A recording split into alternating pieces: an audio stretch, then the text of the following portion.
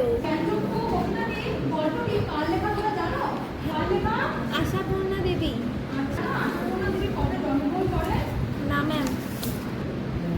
আশাপূর্ণা দেবী 1909 সালের 8ই জানুয়ারি জন্মগ্রহণ করেন। জ্ঞানচক্ষু মানে কি তোমরা জানো? হ্যাঁ, জ্ঞানচক্ষু মানে জ্ঞানের চোখ বা অন্তর্দৃষ্টি।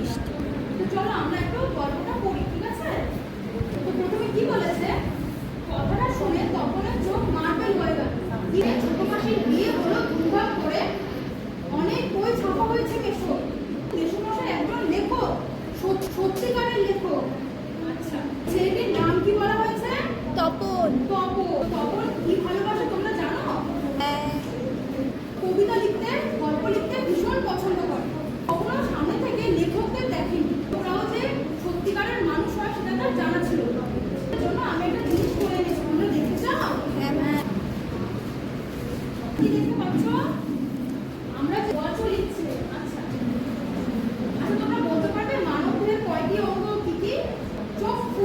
আচ্ছা, তার লেখা একটা কবিতার নাম বলতে পারবে? বলতে পারি ছোট করে?